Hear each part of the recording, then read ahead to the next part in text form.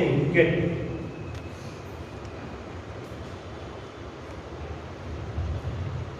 ஆண்டவரே, எங்கள் பரலோகத்திலே இந்த நல்ல வேளையை கேட்டு ஸ்தோத்திரிக்கிறோம். ஆண்டவரே, நாங்கள் மூலமாக அமர்ந்திருப்பதுடைய சுத்த கிருபை, இரக்கங்களுக்கு முடிவிலே பாவத்தில் ஒரு புதியவராய் இருக்கிற அந்த கிருபைக்காக ஸ்தோத்திரம். நீர் எங்களை சஞ்சலப்படுத்தினால் மிகுந்த கிருபை நாங்கள் இறங்குவீர்கள். தமது காத்திருக்கிறவருக்கு தம்மை தேடுகிற ஆத்மாவுக்கு கர்த்தர் நல்லவர். இன்றைக்கு ஒருவேளை எங்களுடைய ஆத்மாவை தேடி வந்திருக்கும் என்று சொன்னார். உடைய வார்த்தையினால் எங்களை திருப்தியாகவும் ஆசீர்வதியும். உடைய வார்த்தையை பிட்டு எங்களை கொடுக்கும் பொழுது அதை நாங்கள் ஆண்டவரே சந்தோஷத்தோடு சமாதானத்தோடு ஏற்றுக்கொண்டு இந்த ரத்தத்தையும் அந்த சரீரத்தையும் புசிக்கிறார். எவன் ஒருவன் புசிக்கிறான் அவன் கர்த்தருடைய ரத்தத்தை உடன்படிக்கைக்குள்ளாக கடந்து வருவான் என்று வேதம் சொல்லுகிறதே. அதை நாம் நினைவு கூறுகிறோம். இயேசுவே, எங்களை தகுதிப்படுத்தும் ஆசீர்வதியும். இயேசுவின் நாமத்தில் பிதாவே, ஆமென். ஹalleluya. கர்த்தருக்கு ஸ்தோத்திரப்படுவதாக. நாம இந்த ஜெனரேஷன் பார்க்கும் பொழுது, இந்த நூற்றாண்டு பார்க்கும் பொழுது இன்னைக்கு அறிவு பெருகி இருக்கிறது. இன்னைக்கு நீங்க பார்க்கணும், வாட்ஸ்அப்ல அந்தரத்துல வானத்துல எப்படியெல்லாம் அவங்க விளையாடுறாங்க பார்க்க. எத்தனையோ மைலுக்கு மேல போய் பிளைன்ல வந்து குதிக்கிறாரு தன்னந்தனியா ஒரு மனுஷன். 4 நிமிடங்கள்ல கீழே யாரும் பூமிக்கு வராது. ஹாஸ்பிட்டலில் காமிக்கிறான், வாங்கிக்கலாம், துணிஞ்சு வராங்க, துணிஞ்சு போகிறார்கள். இன்னைக்கு அறிவு பெருகி இருக்கிற ஒரு காலமாக இருக்கிறது. இவ்வளவா இருக்கிற சமயத்துல நாம அறிந்து கொள்ள வேண்டியதான ஒரு காரியம், மிக கடினமான ஒரு நேரத்துல கிறிஸ்துவ பிள்ளைகளுக்கு தான் பிரச்சனை. உலகத்தாருக்கு பிரச்சனை கிடையாது. அவன் நல்லா வாழ்ந்து சுகமாக வாழ்ந்து எப்படியோ மறைச்சு போறேன், சரி அவன் போறான். ஆனா அப்படி நாம அப்படி கிடையாது. கிறிஸ்துவ பிள்ளைகள் இந்த உலகத்துல வாழ்கிற ஒரு வாழ்க்கையில ஒரே ஒரு வாழ்க்கை ஒன் லைஃப், ஒரே ஒரு வாழ்க்கை தான். அந்த வாழ்க்கையில நாம் இங்கிருந்து இன்னொரு இடத்துக்கு போக போறோம். ஆஃப்டர் டெத், அதாவது மற்ற ஜனங்களுக்கு சாவு முடிஞ்சு போச்சு, அப்பா இங்க அனுபவிச்சுட்டேன், முடிச்சு போச்சு சொல்லி அவன் போறான். ஆனா நாம் அப்படி கிடையாது.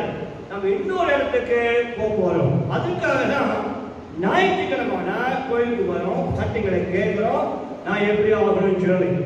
சரி, உதாரணமாக நீங்க பாத்தீங்கன்னா ஒரு பாஸ்போர்ட்டுக்கு நீங்க போறீங்க, வாங்குறீங்க, வெளிநாட்டுக்கு போறீங்க, போனாக்கா சில டாக்குமெண்ட்ஸ் கொண்டு வான்னு சொல்லுவான்.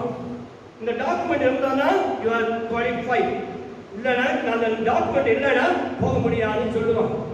சரி, இப்போ நீங்க பாத்தீங்கன்னா இந்த நூற்றாண்டை நீங்க பாத்தீங்கன்னா ஊசி போட்டிருந்தா, தடுப்பூசி போட்டிருந்தா மாத்திரம் இங்க இருந்து என்ன பண்ணலாம், இங்க இன்னொரு அடுத்த மாநிலத்துக்கு போகலாம், ஸ்டேட் போகலாம்.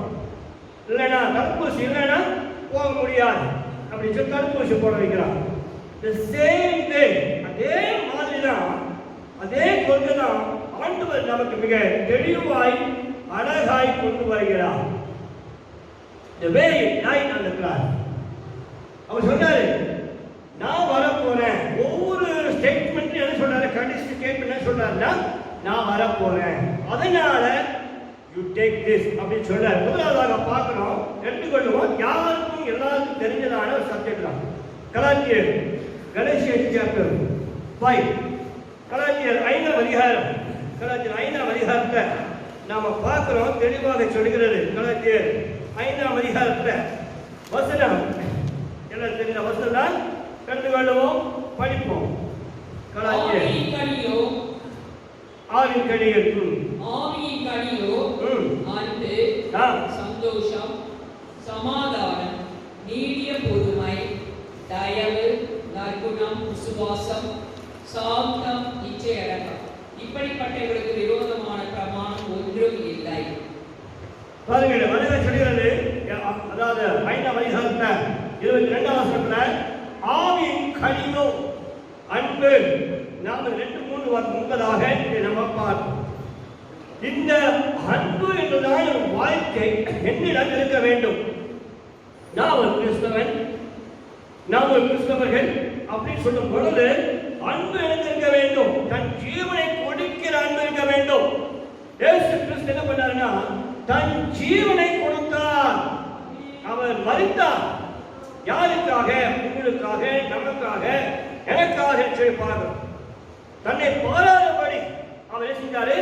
அவர் அன்பை ஜீவனை கொடுத்தார் சொல்லி பார்க்கிறோம். அன்பானது மிக ஆதிக்குள்ளான அன்பு.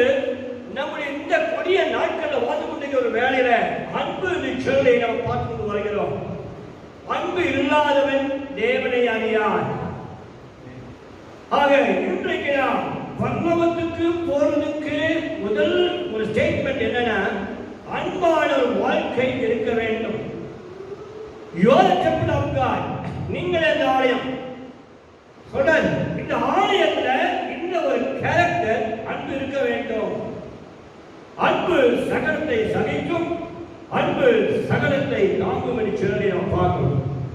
வேலை இயேசுவின் அன்பு அழியாத அன்பு, அழியாத முக்கியமான ஒரு அன்பு என்று சொல்லி அவர் தெளிவாய் கொண்டு வருகிறார். இப்படி இருக்க நான் எடுத்துக்கொள்வோம். ஒன்று கொரிந்தியர் 16 அதிகாரம் 22 வசனம் நாம் ஏற்கனவே தியானித்த வசனம் தான். தொடர்ந்து நான் உங்களுக்கு ரிமைண்ட் பண்றதுக்காக கொண்டு வருகிறேன். 1 கொரிந்தியர் 16:22. ஒருவன் கர்த்தராகிய இயேசு கிறிஸ்துவிடத்தில் அன்பு கூறாமல் போனால், ஒருவன் கர்த்தராகிய இயேசு கிறிஸ்துவினிடத்தில் அன்பு கூறாமல் போனார், அவன் சபிக்கப்பட்டவனாய் இருக்க கடவன். கர்த்தர் வருகிறார். He is coming back. அவர் வருகிறார். ஆண்டவர் சொல்றாரு, கர்த்தராகிய இயேசுவினிடத்தில் முழு இருதயத்தோடு முழு பலத்தோடு அன்பு கூறு சொல்றார். அப்படி அன்பு கூறாத இன்னைக்கு பார்க்கிறோம், அநேக மக்கள் பார்க்கிறோம். இன்னைக்கு அநேக சபைகளை படிப்பதும், அநேக ஊழியக்காரர்களை அடிப்பதும், அநேக ஊழியர்களை தொந்தரவுப்படுத்துவதும் இன்றைக்கு நம்முடைய இந்தியாவில் பல இடங்களில் ஏற்பட்டு வருகிறது. முன்னின இரவில் என்னுடைய சகோதரர் ஒருவர் காணாடுகிறாரு. அவர் போன்ல பேசினாரு, ப்ளீஸ் ப்ரே ஃபார் கேரளான்னு சொல்லி. என்னப்பா சமாச்சாரம், நல்ல கிறிஸ்துவன் தான் அந்த பிரைஸ் நீங்க பார்த்து கிறிஸ்தவன் தான். ஆனால் அவர் சொல்றாரு முஸ்லீம் சப்போர்ட் பண்றாரு சொல்லி. கடந்த நாட்களில் 4 சபைகளை தலைவன் ஆக்கிவிட்டார்கள். நடக்கிறது இந்தியா மாத்திரம் கிடையாது, உலகமே நடக்கிறது.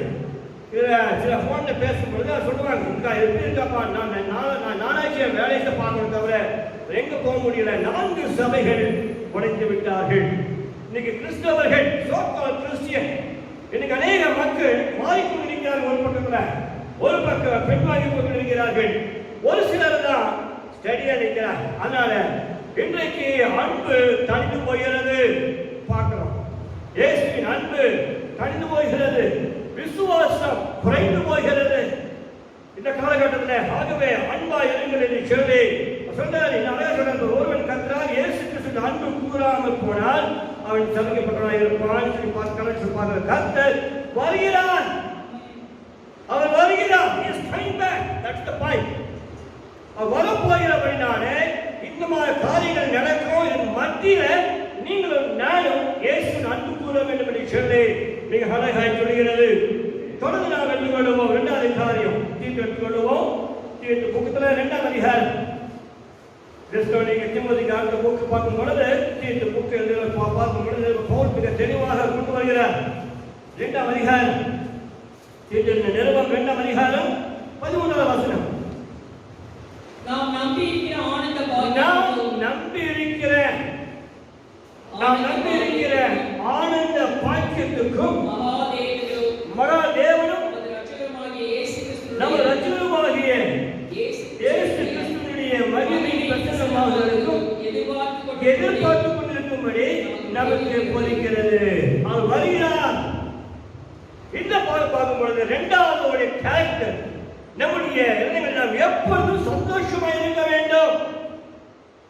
கர்த்தருக்குள் இருந்த மாத்திரம் தான் சந்தோஷமாக இருக்க முடியும் சொல்லி பைபிள் நம்ம பார்க்கிறோம். கர்த்தருக்குள்ள இல்லைன்னா நாம் சந்தோஷமாக இருக்க முடியாது. நாம் ரட்சிப்பை வாங்கினவர்கள், பாவத்தில் இருந்து விடுதலை பெற்று வந்தவர்கள். அழகா சொல்றாரு, என் ஆத்துமாவே கர்த்தரை ஸ்தோத்திரி, என் முழு உள்ளமே அவருடைய பரிசுத்த நாமத்தை ஸ்தோத்திரி, என் ஆத்துமாவே கர்த்தரை ஸ்தோத்திரி, கர்த்தர் செய்த சகல உபகாரங்களை மறவாதே. என்ன சொல்றாரு? உன் அக்கிரமங்கள் எல்லாம் மன்னித்தான், உன் நோய்கள் எல்லாம் குணமாக்கினான். ஆகவே அது சொன்னாரு, சந்தோஷமாக கர்த்தர் செய்த சகல உபகாரங்களை மறவாதே சொல்லி ஒரு ரிமைண்ட் பண்றார். நாம் தொடர்ந்து போன வாரம் பார்த்தோம். இந்த வாரம் பார்க்க போவேன் சமாதானம். சமாதானத்தை குறித்து பார்த்தோம். 2 பேர் 2 பேர் 3ஆம் அதிகாரம் 2 பேர் 3ஆம் அதிகாரத்தில் தெளிவாய் கொண்டு வருகிறார். பார்க்கும்போது 2 பேர் 3ஆம் அதிகாரம் வசனம் 12, 13, 14 படிப்போம். 2 பேர் 3ஆம் அதிகாரம் 2 Peter chapter 3 verse 13 and 14. தேவனுடைய நாள் சீக்கிரமாய் வரும்படி மிகுந்த ஆவலோட காத்திருங்கள். அந்த நாளில் வானங்கள் வெந்து அழிந்து பூதங்கள் எரிந்து உருகிப்போம். அவருடைய வாக்குத்தத்தத்தின்படி நீதி வாசமாயிருக்கும். புதிய வானமும் புதிய பூமியும் உண்டாகும் என்று காத்திருக்கிறோம். ஆகையால் பிரியமானவர்களே, பாருங்கள், இங்கே நாம் தொடர்ந்து மீண்டும் பார்ப்போம். 10ஆம் வசனம் பார்ப்போம். கர்த்தருடைய நாள் இரவிலே திருடன் வருகிற விதமாய் வரும். அப்பொழுது வானங்கள் மடமடவென்று அகன்று போகும், பூதங்கள் வென்று உருகி போகும், பூமியும் அதிலுள்ள கிரியைகளும் எரிந்து அழிந்து போகும். இப்படி இவைகளெல்லாம் அழிந்து போகிற இருக்கிறபடியா நீங்கள் எப்படிப்பட்ட பசுத்த நடக்கை தேவ பக்தியும் நடக்கையும் உள்ளவராய் இருக்க வேண்டும். தேவனுடைய நாள் சீக்கிரமாய் வரும்படிக்கு மிகுந்த ஆவலோடு காத்திருங்கள். அந்த நாளில் வானங்கள் வெந்து அழிந்து பூதங்கள் எரிந்து உருகி போகும். அவருடைய வாக்குத்தத்தின் படியே நீதி வாசமாயிருக்கும். புதிய வானங்களும் புதிய பூமியும் உண்டாகும் என்று காத்திருக்கிறோம். ஆகையால் பிரியமானவர்களே, இவைகள் வர காத்திருக்கிற நீங்கள் கரையற்றவர்களும் பிழையில்லாதவர்களுமாய் சமாதானம். 3வது கனி, முதல் கனி அன்பு, 2வது கனி சந்தோஷம், 3வது கனி சமாதானம். ஆக சமாதானம் என்று சொல்லி அவர் சந்ததியில் காணப்படும். ஜாக்கிரதையாயிருங்கள். இன்றைக்கு குடும்பங்களிலே சமாதானம் காணப்படவில்லை. குடும்பங்களிலே சமாதானம் காணப்படுவது மிக கடினமாய் காணப்படுகிறது. நிறைய பேர் வேலைக்கு வெளியே போயிட்டு இருந்தாங்க. இப்ப வீட்டுக்குள்ள என்ன வேலை? வீட்டு தான் ஆன்லைன் ஸ்கூல், சின்ன பசங்களாகட்டும், படிப்பாகட்டும், காலேஜ் படிப்பாகட்டும், பெண்கள் வேலையாகட்டும், குடும்பத்துக்குள்ளாக இருக்கிறபடினால மறுபடியும் அந்த அட்ஜஸ்ட்மெண்ட் கொண்டு வரணும்னா மிக கடினமாய் காணப்படுகிறது. இதனாலே நீங்க பார்க்கலாம், ஒருவேளை சின்ன வாட்ஸ்அப்ல சில எக்ஸாம்பிள் போடுவான், குடும்பம் இப்படி பெற்றியா இருக்குன்னு சொல்லி காமிக்கலாம். ஆகவே சமாதானத்தோடு வாழ வேண்டும் என்று சொல்லி தேவன் கற்றுக் கொடுக்கிறார். நாம் போவதற்கு, அவர் வருகிறதற்கு ஆயத்தப்படுத்த வேண்டிய முதல் காரியம் அன்பு, 2வது காரியம் சந்தோஷம், வருகிறார் சொல்லி, 3வது காரியம் சமாதானம். இன்றைக்கு பார்க்க வேண்டிய செய்தி நீடிய பொறுமை. 4வது காரியம் எழுதுகிறோம். மறுபடியும் கலாத்தியர் 5ஆம் அதிகாரத்தில் 22 வசனத்தை எல்லாரும் சேர்ந்து படிக்கலாம். எல்லாரும் சத்தமா தெளிவா அழகா படிக்க போறோம். கலாத்தியர் 5ஆம் அதிகாரம், கலாத்தியர் 5ஆம் அதிகாரத்தில் எடுத்துக்கொள்வோம். எல்லாம் சேர்ந்த விதமாக உங்க கையில பைபிள் இருக்குது, அதனால எடுத்துக்கொள்வோம். 5ஆம் அதிகாரம் வசனம் 22, 23.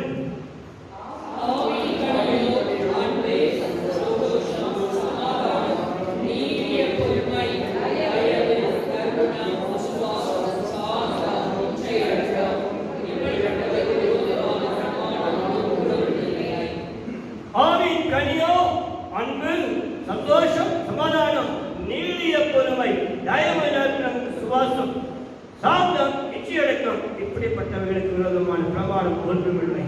இந்த நாட்களிலே, இந்த ஜெனரேஷன், இந்த நேரங்களிலே நாம் அதிகமாக கடைபிடிக்க வேண்டும். அவர் வருகிறார். நான் உங்களுக்கு போய் சொல்ற கண்டினு சொல்றாரு, வந்தவங்களை கூட்டிட்டு போறேன்னு சொல்றாரு. இப்படி இருக்க இந்த காலங்களில் நீடிய பொறுமை 4வது காரியம் எடுத்துக்கொள்வோம். யாக்கோபு புத்தகத்தை பார்க்கும் பொழுது மிக தெளிவாய் கொண்டு வருகிறார். யாக்கோபு 5ஆம் அதிகாரம், யாக்கோபு 5ஆம் அதிகாரத்தில் 7வது வசனம் எடுத்தவர்களாக நாம் எல்லாம் சேர்ந்து படிப்போம்.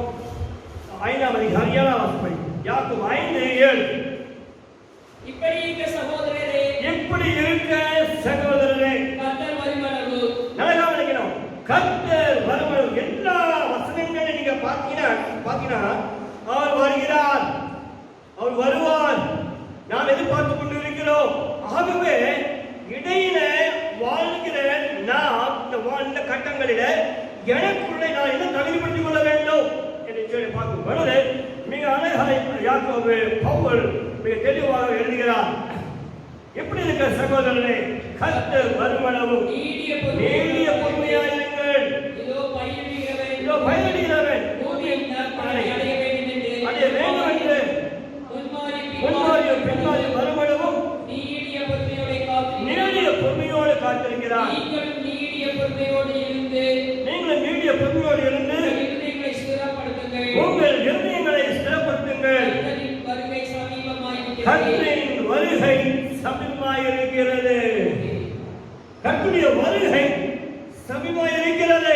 அதனால இந்த உலகத்துல நீங்க பார்த்தீங்கன்னா இந்த சம்பாஷணை பயங்கரமா நடந்து கொண்டிருக்கின்றன.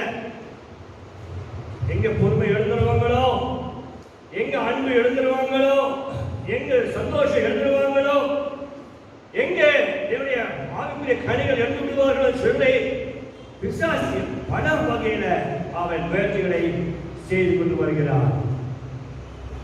வேதத்தை நீங்க பார்த்தீங்கன்னா அழகான ஒரு மனுஷன் பைபிள் நீங்க பார்த்தீங்கன்னாக்கா தெளிவாக அழகா சொல்ல யோபுடைய வாழ்க்கை நீங்க எடுத்தீங்கன்னா அவர் கொண்டு வரலான ஒரு வசதி பார்த்து எடுத்துக்கொள்வோம். யோபு 1ஆம் அதிகாரத்துல 22ஆம் வசனம். யோபு 1ஆம் அதிகாரத்துல 22ஆம் வசனத்தை நீங்க பார்த்தீங்கன்னா தெளிவாய் கொண்டு வருகிறார். என்ன தெளிவாய் சொல்கிறாரு? யோபு 1:22. இவன் எல்லாவற்றிலேயும் யோபு பாவம் செய்யவும் இல்லை, தேவனை குறை சொல்லவும் இல்லை. யோபுடைய வாழ்க்கையில அவன் உத்தமனாய் காணப்பட்டான். யோபு உத்தமனாய் காணப்பட்டான். மிக தெளிவாய் சொல்கிறது அவன் சன்மார்க்கன், தேவனுக்கு பயப்படுகிறவன், பொல்லாப்புக்கு விலகுகிறவன், தன் கண்களோடு தேவனோடு கூட ஒப்புரவாக்கிக் கொண்டான். கண்களுமாய் இருக்க செல்வதை பார்த்து கொண்டான். யோபு 1 பார்ப்போம். எடுத்துக்கொள்ளும் மறுபடியும் கூட யோபு 1ஆம் அதிகாரம் 1ஆம் வசனம். யோபு 1:1.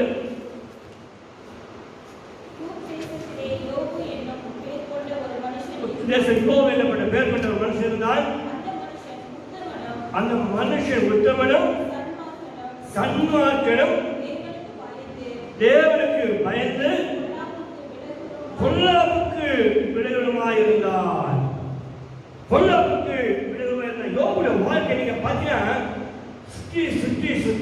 சுற்றி பார்க்கும் பொழுது பெரிய போராட்டம். பைபிள்ல நீங்க பார்த்தீங்கன்னா ஆண்டவரே சாட்சி சொல்றாரு, யோபு போல ஒரு மனுஷன் பார்க்க முடியாது அப்படின்றார். எத்தனையோ பக்தர்கள் வந்தார்கள், எத்தனையோ பக்தர்கள் கடந்து போனார்கள். ஆனால் யோபு பார்க்கும் பொழுது தெளிவாக சொல்கிறது, மிக அழகாக சொல்கிறது. எடுத்துக்கொள்ளும் யோபு 19ஆம் அதிகாரம். யோபு 19:25 படிப்போம். யோபு 19:25, 26 படிப்போம். என் மீட்பர் உயிரோடு இருக்கிறார் என்றும் அவர் கடைசி நாளில் பூமியில் இருப்பார் என்றும் என் மீட்பர் உயிரோடு இருக்கிறார் என்றும் கடைசி நாளில் பூமியில் இருப்பார் என்றும் நான் அறிந்திருக்கிறேன். இந்த என் தோல் முதலானவைகள் அழிய போனாலும் பின்பு நான் என் மனத்திலிருந்து தேவனை பார்ப்பேன், அவரை நானே பார்ப்பேன். அந்நிய கண்கள் அல்ல, என் கண்கள் அவரையே காணும். இந்த வாஞ்சியால் என் உள்ளத்தில் எனக்குள்ள சொல்வது சொல்றாரு. அழகான வார்த்தை சொன்னது பாருங்க. என் மீட்பர் உயிரோடு இருக்கிறார், அவர் கடைசி நாளில் பூமி மேல் நிற்பார், வருவார்.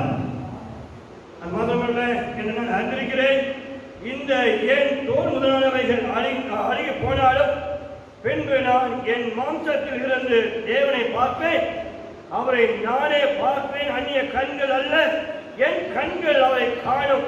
இந்த வாஞ்சியால் என் உள்ளந்தரியங்கள் எனக்குள் சோர்ந்து போகிறது. இந்த நம்பிக்கை நமக்கு இருக்காது. இந்த காலங்களில ஒரு விஷயம் கூட, நீடிய பொறுமை மிக அவசியம். இந்த காலகட்டத்தில் இந்த குடும்பங்களில் கிறிஸ்துவ வாழ்க்கையில நம்ம வந்து கொண்டிருக்கிறோம். போராட்டங்கள் பார்க்கொண்டு வருகிறோம், பிரச்சனைகள் பார்க்கொண்டு வருகிறோம், வேலை இல்லாத காரியம் பார்க்கிறோம். இவ்விதமான சூழ்நிலையில நாம் அதிகமாக தேவனை சார்ந்திருக்க நம்மை நாமே அர்ப்பணிப்போம். ஹல்லேலூயா, ஹல்லேலூயா. ஞாபகத்துக்கு ஸ்தோத்திரம் பண்ணுவதாக எழுதி வருவோம். அவன் யோபையா பாக்கினா பெரிய ஐஸ்வர்யவான், பெரிய பணக்காரன். ஹல்லேலூயா.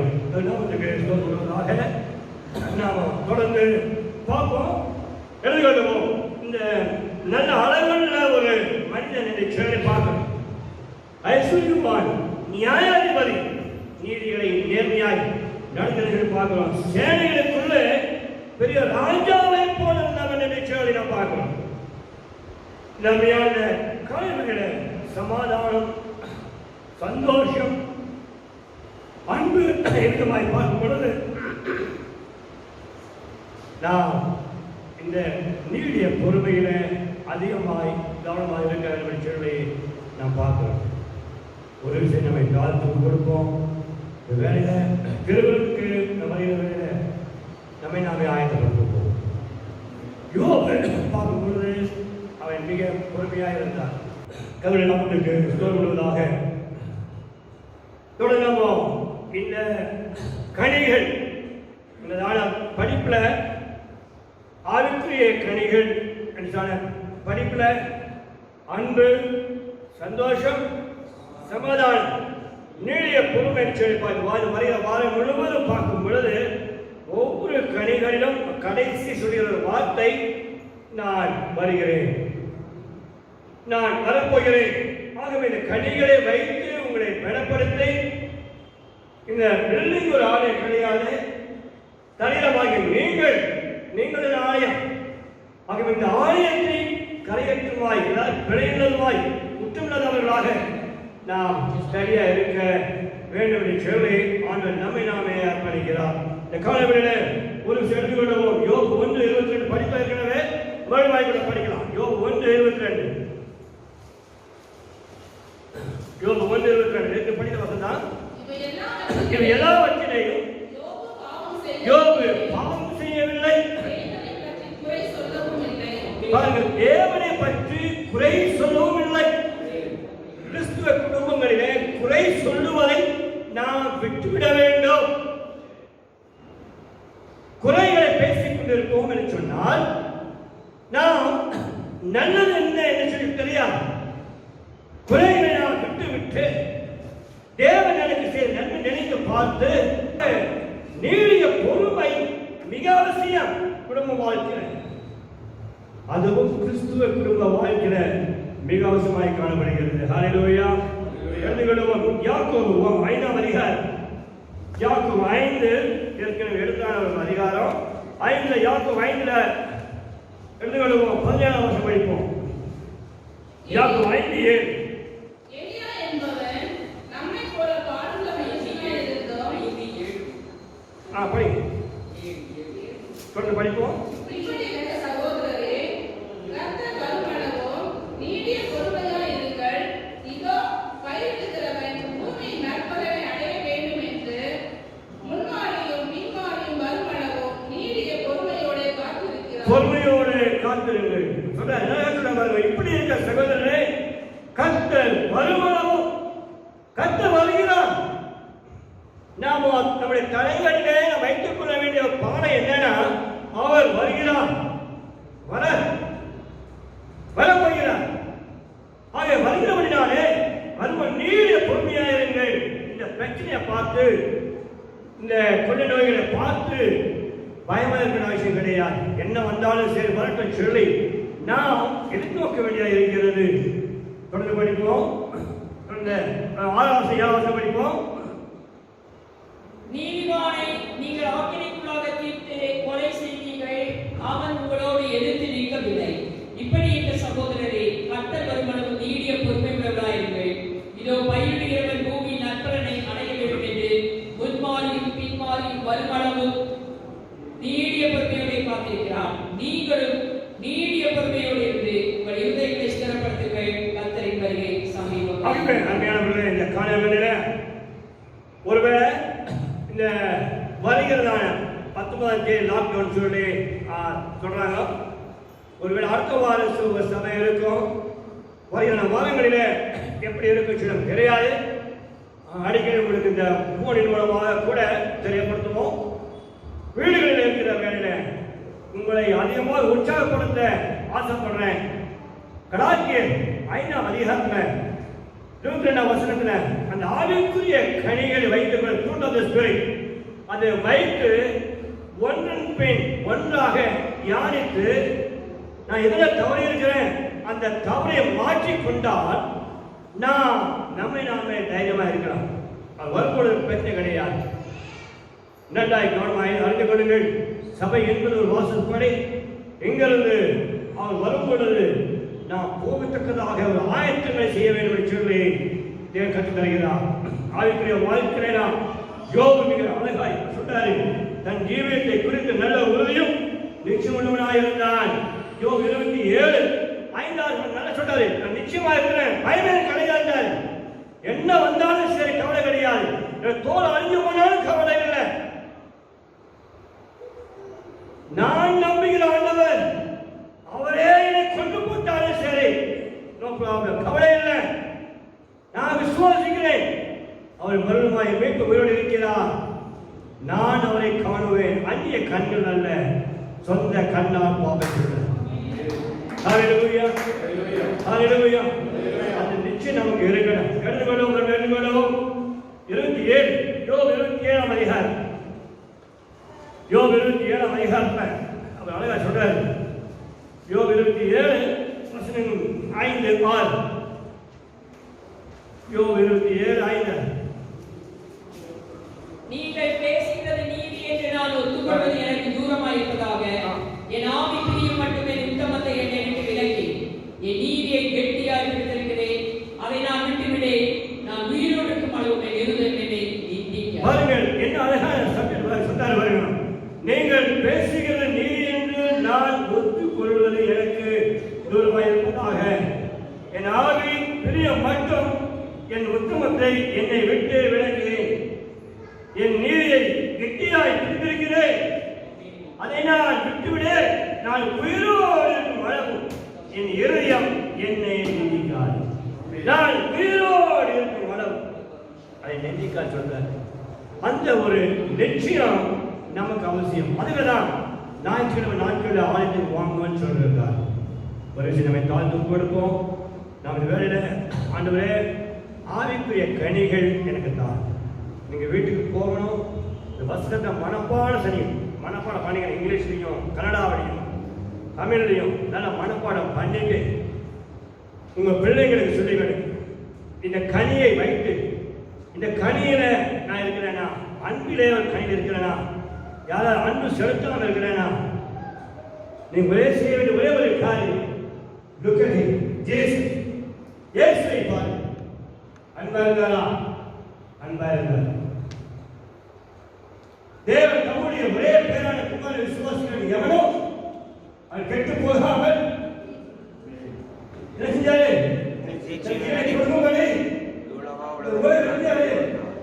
இவ்வளவு பேர் நேசிக்கிறேன் சொல்லி தன் ஜீவனை கொடுத்தான். உலக எல்லா ஜனங்களையும் நேசிக்கும்படியாக அன்பை கொடுத்தார். இரண்டாவது சந்தோஷமாக சொன்னார். என்ன சந்தோஷமாக சொன்னாரு? நான் மறுபடியும் போறேன், நீங்க எல்லாரும் வர போறீங்க, அதனால உங்களுக்கு பொழுது சந்தோஷமாக இருங்கன்னு சொல்றார். மூன்றாவது காரியம், கூடுமானால் வரைக்கும் எல்லாரோடும் சமாதானமாயிருங்கள்.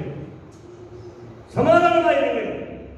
உலகம் கொடுக்கிற சமாதானம் அல்ல, நான் கொடுக்கிற சமாதான வித்தியாசம் சொல்லி ஆயுக்கிற சமாதானத்தை கொடுக்கும்படியாக சொல்ற. நான்காவது காரியம் நீடிய பொறுமை.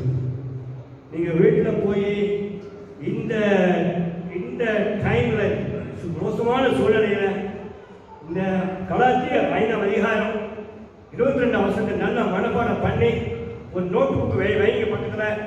அன்புன்னு சொல்லி எழுதுங்க, ஒரு சம்மரி எழுதுங்க, அடுத்த பக்கம் எழுதுங்க, சந்தோஷம் சொல்லி சம்மரி எழுதுங்க, அடுத்த பக்கம் பாருங்க எழுதுங்க, சமாதானம் சொல்லி அடுத்த பக்கம் இன்னொரு எழுதுங்க, வீடிய பொறுமை சொல்லி நான் எங்க தவறி இருக்கிறேன் ஆண்டவரே அந்த இடத்துல மாத்துங்க, எந்த இடத்துல குறைவை வச்சுக்கிறேன் அங்க மாத்து சொல்லி நம்மை நாமே அர்ப்பணிப்போம். கடைசியாக ஒரே ஒரு பகுதி படிப்போம். கொலோசியர் 3ஆம் அதிகாரம். கொலோசியர் 3ஆம் அதிகாரம் வசனம் 12, 13 படிப்போம். கொலோசியர் 3ஆம் அதிகாரம்.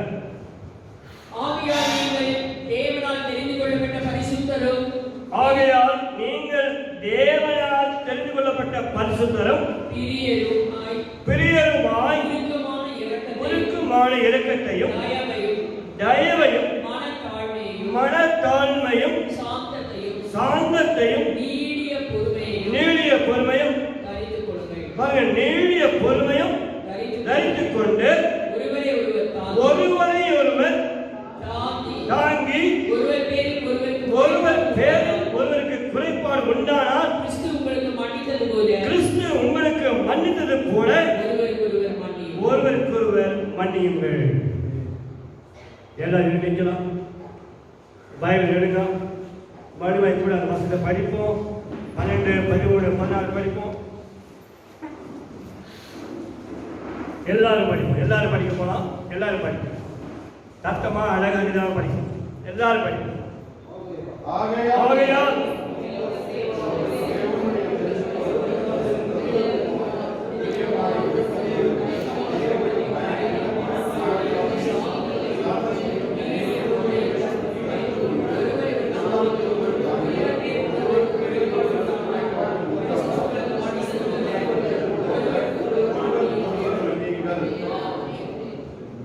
இன்னைக்கு ஒருவேளை வாட்ஸ்அப்ல நீங்க பார்க்கலாம், ஊழியக்காரர் ஒருத்தர தாக்கத பார்க்கலாம் இல்லையா?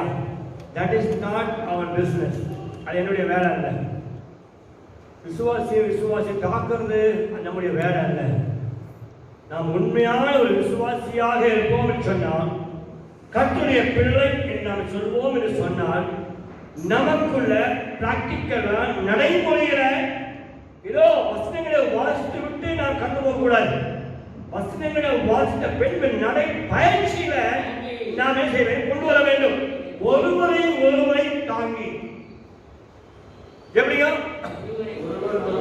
சரி ஒருத்தர் பாருங்க, கை கொடுக்க வேணாம், கையெழுத்து சொல்லுங்க பார்க்கலாம். ஒருவரை தாங்கி சொல்லுங்க. சரியா பார்க்க மாட்டேன்றீங்களே. நல்லா பாருங்க. சரி, ஒருவரை தாங்கி ஒருவர் பேரில் ஒருவர் குறைபாடு உண்டானால் கிறிஸ்து உங்களுக்கு மன்னித்தது போல ஒருவருக்கொருவர் மன்னியுங்கள். திரும்பி வீட்டுக்கு போகும்போது உங்க வீட்டுல பிள்ளைகளோ கணவன்மார்களோ மனைவிமார்கள் பார்க்கும்போது என்ன மாறி இருக்கிறீங்கன்னு சொல்லி அவங்க கேட்கணும். இல்ல, ஆவிக்குரிய கனி எங்கிட்ட இருக்குது. அன்பு, சந்தோஷம், சமாதானம், நீடிய பொறுமை. அடுத்த வாரம் குடும்பம் சில கனிகள் பார்ப்போம். ஏன்னா இந்த 2 அடுத்த வாரம் சபை இருக்கும். நீங்க சரியா 9 மணிக்கு வந்தீங்கன்னா 10 மணிக்கு நம்ம முடிச்சிடலாம். நம்ம அதனால 1 மணி நேரம் நம்மளுடைய ஆராதனை எவ்வளவு சீக்கிரம் நீங்க வந்தீங்கன்னா நல்லது. பங்கெடுப்போம். இனி வருகிற நாட்கள்ல நீங்க கட்டாயமாக செய்ய வேண்டிய பாடம் என்னன்னா, உங்க வீட்டுல ஆலயம் நடக்கணும். வீட்டு எஜமானன் கை ஒத்துக்கு பார்க்கணும். வீட்டு எஜமானன் கை ஒத்துக்கு பார்க்கணும்.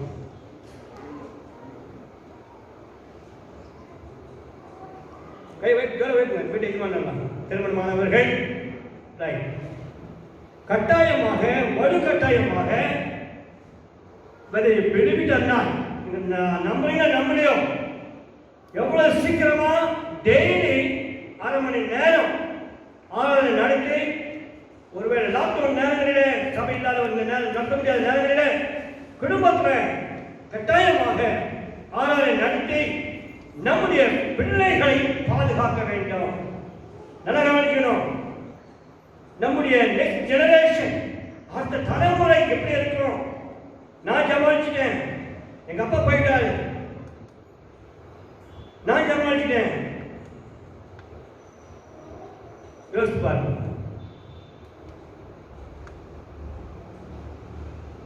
ஒரே ஒரு காரியம், ஒருவேளை கடினமாக இருக்கிறது. ஆனாலும் சொல்ல வேண்டிய ஒரு காரியம், அதாவது வீட்டில் யூடியுடைய மனைவி சொன்ன ஒரு காரியம்,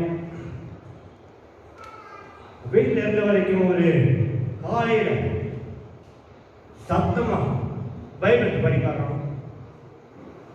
கடந்த நான் மாதம் முழுவதும் குடும்பம் வரைக்கும் டெய்லி ராமன் எடுப்பாராம். ரெண்டாவது வேதங்கள் அதிகமாக படிக்க ஆரம்பிச்சாரு. வசனம் சொல்லுவாராம். ஹாஸ்பிட்டலில் போகும்போது கூட நர்ஸ்மாருக்கு வந்து சில ட்ரீட்மெண்ட் பண்ணும் பொழுது கொஞ்சம் இருங்க, நான் ஜாம் பண்ணிடுறேன், அப்படி நீங்கள் என்ன பண்ணிட்டீங்கன்னு சொல்லி கடைசி ஜாம் பண்ணலாம்.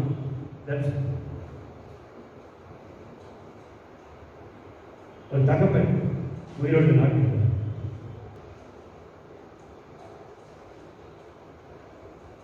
அவனமாக நம்ம தினகருடைய தகப்பனால் கூட கடைசியாக பேசின வார்த்தைகள், ஐயா நீங்க தான் எங்களுக்கு எல்லாமே, ரட்சிப்பை வாங்குறதுலேருந்து எங்களுடைய குடும்பங்களாக இருக்கிற வேலையில நீங்க தான். அவர் 2 வார்த்தை சொல்லி கூட அவர் கடந்து போனார். நம்ம கண்ணனையா பார்க்குறேன், அவர் இங்கே என்னென்ன எனக்கு தெரியுது, பின்னாடி இந்த படம் உட்காந்துருக்கு எனக்கு தெரியுது. அவர் வருவார், அப்படி கடந்து போகிறதுக்கு முன்னாடி என்னுடைய தலையை சாட்சிட்டு அப்படி போவார். அப்புறம் கவர்மெண்ட் செப்பல் காட்டிட்டு வருவார். அதை நான் பார்க்குறேன். விதமாக சில பிள்ளை கடந்து போன பிள்ளைய சில குணங்களை நான் சொல்ல ஆசைப்படுறேன். இந்த வாழ்க்கையில் செய்ய வேண்டிய ஒரே ஒரு காரியம், 1000 பிரசங்கங்களை நீங்கள் கேட்டாலும், 1000 பிரசங்களை நம்ம வாட்ஸ்அப் மூலியமாகவோ சண்டை மூலமாக கேட்டால் கூட வாழ்க்கையில் ஒரே ஒரு சாட்சி மேலாய் காணப்படுகிறது. சாட்சி மிக அவசியமாய் காணப்படுகிறது. ஹல்லேலூயா. அவர்கள் வாழ்க்கையில் முழுமையை ஒப்பு கொடுப்போம். திருவிழா வருகிற வேலை நம்மை முழுமையை ஒப்பு கொடுப்பவர்களாக ஒரு விஷயம் கண்களை கொண்டுவோம். நாம் எல்லா கண்களை கொண்டுவோமாக. ஆண்டவர் கரங்களை உயர்த்தி ஆண்டவரே இந்த வருகை இன்றைக்கோ நாளைக்கோ இரவோ பகல் தெரியாதப்பா, பசங்களை கேட்டுக்கொண்டிருக்கிறோம். உடனே நடக்கிற சம்பாஷணை பார்க்கிறோம். பயங்கரமான சம்பாஷணை வந்து கொண்டிருக்கின்றன. அடுத்த மாதம் சில காரியம் வரப்போகிறது சொல்லி இன்னைக்கு பேப்பரில் போட்டிருந்தான். கிட்டத்தட்ட 2 லட்சம் பெட்டு இப்போ ரெடி பண்ணிட்டு இருக்கிறேன் அப்படின்னு சொல்லி பேப்பரில் போடுறான். அவனுக்கு தெரியுது எத்தனை லட்சம் என்ன ஆகுது சொல்லி தெரியுது. போடுறவன் சொல்றவன் இன்னைக்கு எல்லாம் நாங்கள் ஆயத்தம் பண்ணிட்டு இன்னைக்கு ஆட்கள் இந்த மாதிரி போய்கிட்டு இருக்கிறது. ஆகவே எனவே என்ன இருந்தாலும் சரி, நமக்கு ஒரே ஒரு லட்சியம் இருக்குது, நான் மறித்தால் நான் அவரை பார்ப்பேன், நான் வளருவோம். எல்லா ஜபத்திலும் துதிகளை கொண்டு வருவோம், சோதனை பண்ணுவோம். ஒரு பாடலை பாடுபடியாக கேட்டுக்கொள்கிறேன்.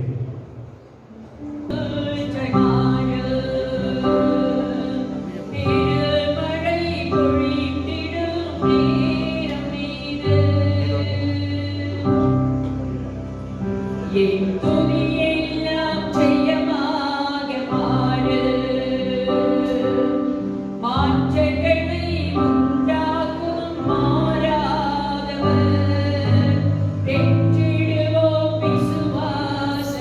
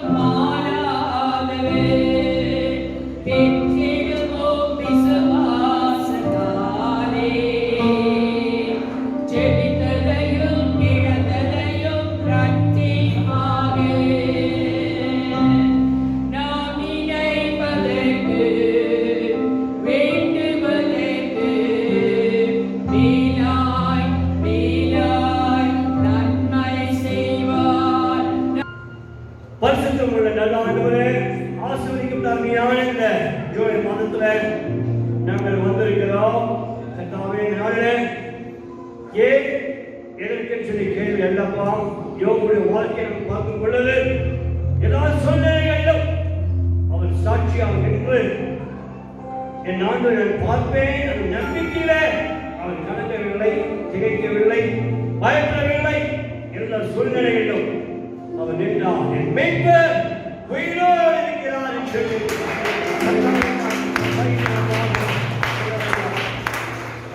ஜெபிக்கிறோம். ஆம் ஆண்டவரே, நாங்கள் வணங்குகிற ஆண்டவர் உயிருள்ளவர். அவர் வானத்தையும் பூமியையும் அந்த சராசரங்களை படைத்தவர். அவர் உயிரோடு இருக்கிறார். அவர் மறுபடியும் வரப்போகிறார். நம்பிக்கைகள் உண்டாண்டுவது ஆனபடினாலே நாங்கள் எதையும் குறித்து கலங்காமல் இருக்க, பயப்படாமல் இருக்க, திகைக்காமல் இருக்க, நாங்கள் ஆவிக்குரிய வாழ்க்கையில முன்னேறி கடந்து போகும்படியாய் ஆவின் கனிகளிலே நாங்கள் அதிக ஜாக்கிரதையாக இருக்க, ஆவின் கனிகளை படித்து தியானித்து அதை பற்றி நடக்க கர்த்தாவே அர்ப்பணிக்கிறோம். வந்தவர்கள் அனைவரையும் வசதியாக அநேக தடைகளையா சிறிய குழந்தைகள் வரக்கூடாது, வயது வரக்கூடாது, இனி கொஞ்ச காலம் தான் டாக்டர் சொல்லி அநேக தடைகள் இருக்கிறது. எதுவாக இருந்தாலும் எப்படி இருந்தாலும் சார் ஆண்டவரே, நாங்கள் வணங்குகிற ஆண்டவர் அவர் இன்றைக்கு மசிவாய் கொண்டிருக்கிறார். கர்த்தாவே வீடுகளிலே ஒவ்வொரு குடும்ப தலைவர்கள் ஆண்டு வருகிற நாட்கள் நேரங்களிலே அரை மணி நேரம் கட்டாயமாக வலுக்கட்டாயமாக ஆராதிக்க தேவை தொடர்ந்து கொள்ள தங்களை தாங்களே பலப்படுத்திக் கொள்ள உதவி செய்கிறார்கள். கர்த்தாவே நேரம் இருக்கும் பொழுது சபைக்கு திறக்கப்படும் பொழுது ஜனங்கள் சபைக்குள் பங்கெடுக்க செய்கிறார்கள். பல தலைவர் மக்களுக்காக ஜெபிக்கிறோம். கர்த்தாவே ஒவ்வொருவரையும் கர்த்தாவே வரும் நாட்களை கொண்டு வருகிறாக. கர்த்தாவே வலுவாய் இருக்கிறேன். துக்கமான வீடுகளை கர்த்தரை அறிந்திருக்கிறேன். கர்த்தாவே சுவாமி, நாங்கள் இந்த வேலையிலே எடுத்துக்கொண்டிருந்த யாரும் நன்றி சொல்கிறோம். அது மரபுற பெற்றை பார்க்காமல் ஆண்டவரே இதை எடுத்துக்கொண்டு அழைக்கிறோமா ஆனபடினாலே நாங்கள் நினைத்து கொடுத்து நன்றி சொல்கிறோம். கர்த்தாவே இருக்கிறதான உயிரோடு நாங்கள் சாட்சியாக இருக்க உதவி செய்கிறார். ஒவ்வொரு குடும்பங்களையும் முன்னோக்கிப்பார் உதவி செய்யும் வழிநடத்தும். காணிக்கை கொடுத்தவர்களையும் தசமபால் கொடுத்தவர்களையும் அனைவரையும் ஆசிரியராக ஆட்டவால் வேண்டுமாறு வந்து சந்திக்க இந்த வாரம் முழுவதும் என்னுடைய போகிற வரைக்கு பாதுகாத்து தைரியமாக இருக்க உதவி செய்கிறார். என்னை பலப்பட்டு இயேசு கிறிஸ்துவினாலே எல்லாவற்றையும் வல்லுண்டு. I can do all things through Christ. Through Christ I can do all things. Nothing is impossible to God. When you realize the way the truth and the light, நானே வழி, நானே சத்தியம், நானே ஜீவனப்பா. இந்த வாக்கியங்களை சொல்லிருக்கிறோம். பிள்ளைகளை பலப்படுத்துங்க. ஒவ்வொரு பிள்ளைகளும் பலப்படுத்துங்க, தைரியப்படுத்துங்க. எந்த காரணத்தையும் நாங்கள் பின்வாங்கி போக மாட்டோம். இயேசு முன்னே, சிலுவையின் முன்னே, உலகத்தின் பின்னே அதிகத்தகதாக உதவி செய்யும். வழிநடத்தும், ஆசீர்வதிக்கும், பாதுகாக்கும். அந்த அனைவரும் ஆசிரியர்களாக எல்லாரும் வைக்கிறோம். குறிப்பிட்டுக் கொள்ளும் வழிநடத்தும் அழிய மணி மகனுமாய் தன் வைக்கிறோம். குறிப்பிட்ட ஊழியர்கள் கர்த்தாவின் சுவாமி நாங்கள் தாக்க இருந்து செய்ய வேண்டிய கடவுள் செய்ய கர்த்தாவின் வைத்த ஆண்டவர் செய்ய கர்த்தாவை எதிரியாக பண்ணிக்கிறோம். நாங்கள் மனதால் எங்கள் பிள்ளைகளை வாழ்த்தி ஆசீர்வதிக்கிறோம், ஆசீர்வதிக்கிறோம், ஆசீர்வதிக்கிறோம். எல்லாரும் பார்த்து வைக்கிறோம். குறிப்பிட்டுக் கொள்ளும் ஐயா உதவி செய்யும். பெரிய ஸ்ரீராம் ஜெபிக்கிறோம். எங்கள் அதிகமாக நேசிக்கிறான் பரிசுத்த நன்றத்தினால் என் ஆத்மாவே என் முழுவதுமே சமத்தை சூழ்நிலை